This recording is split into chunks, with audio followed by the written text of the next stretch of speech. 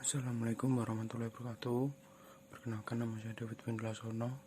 Kali ini saya akan menjelaskan sejarah pemikiran ekonomi tentang menuju pemikiran ekonomi ideal, tinjauan filosofis dan empiris.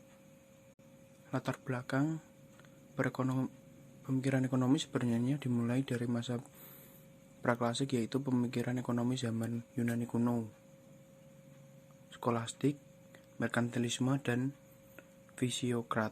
Namun, secara garis besar, perkembangan aliran pemikiran dalam ilmu ekonomi diawali oleh apa yang disebut sebagai aliran klasik. Aliran yang terutama dipelopori oleh Adam Smith ini menekankan adanya invisible hand dalam mengatur pembagian sumber daya, dan oleh karenanya peran pemerintah menjadi sangat dibatasi karena akan mengganggu proses ini. Yang kedua, sebagai penanding aliran klasik, Keynes mengajukan teori dalam bukunya General Theory of Employment, Interest and Money yang menyatakan bahwa pasar tidak selalu mampu menciptakan keseimbangan, dan karena atau intervensi pemerintah harus dilakukan agar distribusi sumber daya mencapai sasarannya. Dua aliran ini kemudian saling bertarung dalam dunia ilmu ekonomi dan menghasilkan banyak varian dari keduanya, seperti neoklasik, neo-keynesian, monetarist, aliran sisi penawaran, aliran rasional, expansion, dan lain sebagainya. Sejarah pemikiran ekonomi. Yang pertama, pemikiran ekonomi kaum praklasik. Yang kedua, pemikiran ekonomi kaum klasik. Yang ketiga, pemikiran ekonomi kaum sosialis. Yang keempat, pemikiran ekonomi kaum neoklasik. Yang kelima, pemikiran ekonomi kaum institusionalisme. Yang keenam, pemikiran ekonomi Keynes, kaum monetaris, aliran sisi penawaran, dan aliran rasional pemikiran ekonomi kaum praklasik. Sejarah pemikiran ekonomi dimulai dari kaum perintis sosialis. Konsep-konsep ekonomi dari kaum perintis ditemukan terutama dalam ajaran-ajaran agama, kaidah-kaidah hukum, etika, atau aturan-aturan moral. Tokoh kaum perintis antara lain Plato yang memandang rendah terhadap para pekerja kasar dan mereka yang mengejar kekayaan. Aristoteles sebagai tokoh kaum perintis, konsep pemikiran ekonominya didasarkan pada konsep pengelolaan rumah tangga yang baik melalui tukar-menukar. Aristoteles lah yang membedakan dua macam nilai barang, yaitu nilai guna dan nilai tukar. Ia menolak kehadiran uang dan pinjam-meminjam uang dengan bunga. Uang hanya sebagai alat tukar-menukar saja. Jika menumpuk kekayaan dengan jalan minta atau mengambil riba, maka uang menjadi mandul atau tidak produktif. Yang kedua, pemikiran ekonomi kaum klasik. Kaum klasik mendasarkan diri pada tindakan-tindakan rasional dan bertolak dari suatu metode alamiah.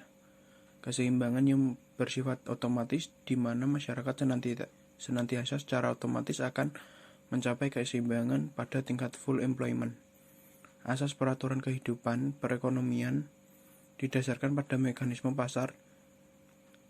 Jean-Baptiste Say menjadi pendukung pemikiran Adam Smith, memperbaiki sistem Adam Smith dengan cara yang lebih sistematis secara logis. Karya Say dikenal sebagai hukum Say Law, yaitu supply creates its own demand. Tiap penawaran akan menciptakan permintaannya sendiri.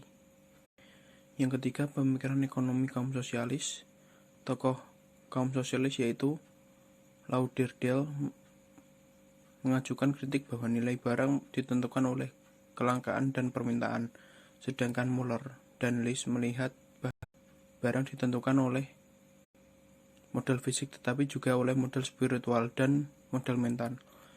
Demikian juga Carey melihat tentang teori nilai dari segi teori biaya produksi, sedangkan Bastiat bahwa faktor-faktor yang menentukan nilai barang adalah besarnya tenaga kerja yang dikorbankan pada pembuatan barang. Menurut beliau, hal-hal yang menjadi karunia alam tidak mempunyai nilai kecuali telah diolah oleh manusia. Yang keempat, pemikiran kaum neoklasik. Mazhab neoklasik telah mengubah pandangan tentang ekonomi baik dalam teori maupun dalam metodologinya. Teori nilai tidak lagi didasarkan pada nilai tenaga kerja atau biaya produksi tetapi telah beralih pada kepuasan marginal.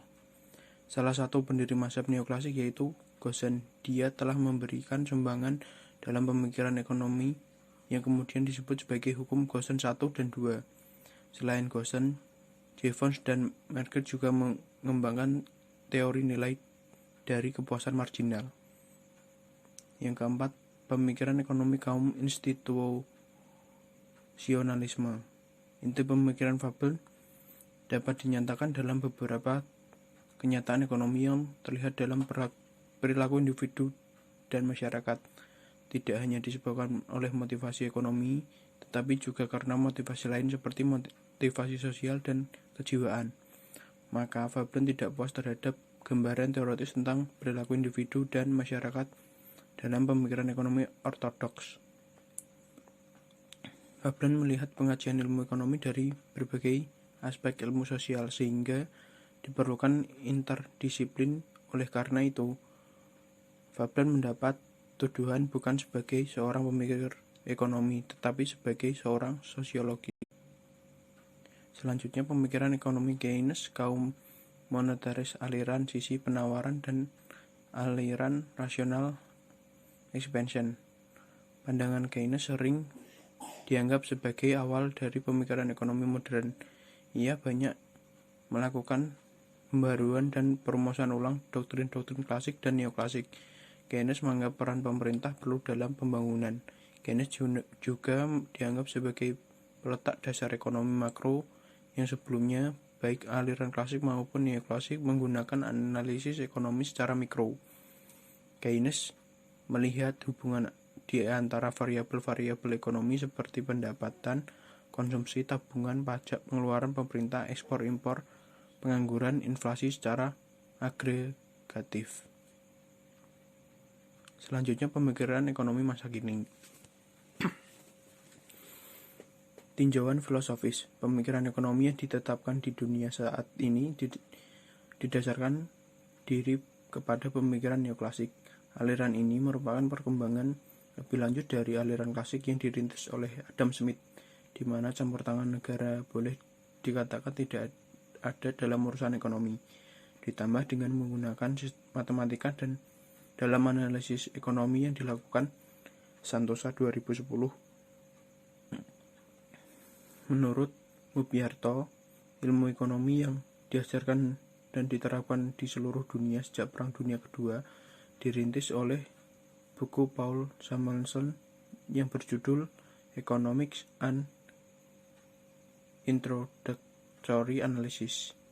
Yang kedua, tinjauan empiris. Secara empiris, teori neoklasik tidak cocok untuk menyelesaikan masalah ekonomi neraca telah berkembang.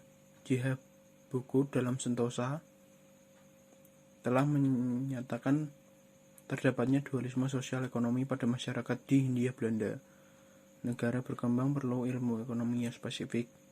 Sejalan dengan hasil penelitian tersebut, Gunnar Myrdal mengatakan teori ekonomi neoklasik tidak dikembangkan untuk menganalisis masalah-masalah ekonomi negara-negara terbelakang. Pemikiran ekonomi ideal.